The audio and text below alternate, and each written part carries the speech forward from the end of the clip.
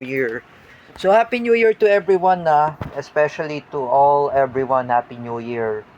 I greet to my Russian friends in TikTok Live. I greet my Palestinian friends in TikTok Live. I say Happy New Year. Even I greet my Yemeni friends. So Happy New Year to everyone. Not even just that, even Lawrence Villawan, Happy New Year, and even to all everyone, Happy New Year. Even Wari Nangkram, my friend there at Miss Earth Thailand 2025, Happy New Year. So why I want to say Happy New Year when I made this YouTube video? Because everyone can celebrate New Year. Tomorrow, it's a New Year's Eve. So we will prepare some food there. My mom's gonna prepare that. So it's a New Year's Eve tomorrow. But we will celebrate New Year. Absolutely New Year. You know, everything is New Year.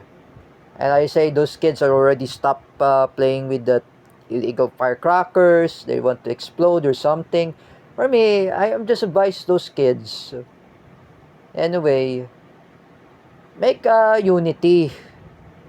Do not make firecrackers or you making a dangerous stop. Oh, it's really dangerous. During the time of Rodrigo Duterte, there is a firecracker ban in the whole Metro Manila. So the kids could stop playing firecrackers. So, but for all of us, when we celebrate the New Year, we have to show unity. Oh, unity. It's not really what we are saying when we celebrate the New Year. We have to show unity. Oh, for example, like I said, when we ever use fireworks, oh, we have to show unity. As we are Filipinos, we must watch fireworks. Just like I said, we have to watch fireworks display. It's simple. Oh, at least look at teacher Jessa Fernandez, even her husband, Calvin Cuevas, and their children. They are watching fireworks. Oh, they shouldn't allow Candace to play a firecracker. It's very dangerous. If she get in trouble, if she play the firecracker, she might explode with her hand. Oh, this really not be happen. But for everyone, I advise to the parents, to all of children anyway, do not play firecracker. We have to show unity. If we want unity, magkaisa tayo sa mga magkaisa tayo sa bagong taon, and what we have to say, umiwas tayo sa paputok, na illegal na puputok. That's what have to say. We should avoid about the firecrackers. So for everyone, if we celebrate the New Year's Eve or New Year's Day, we have to advise to those children not to play a firecracker. Oh, like what we have to do not play firecracker. Me, as my opinion, I never want to play a firecracker like that, because I said when you play a firecracker, it's really dangerous. As I'm saying,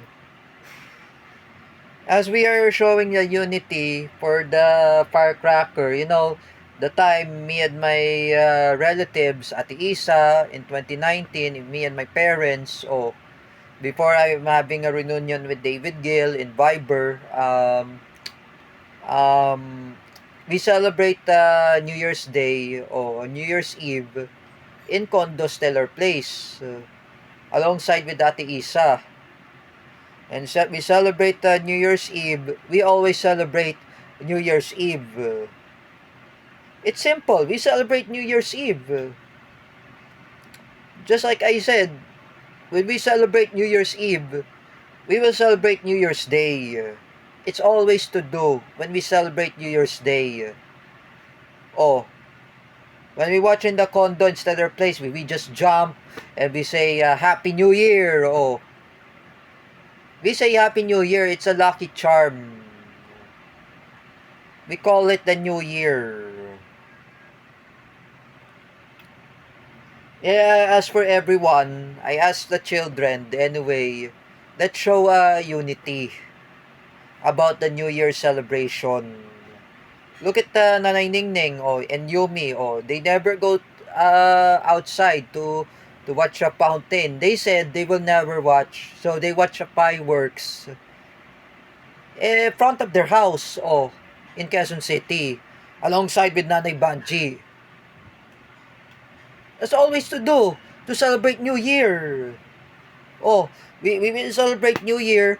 We should show unity. I asked the children anyway to their parents, do not play a firecracker. It's very dangerous.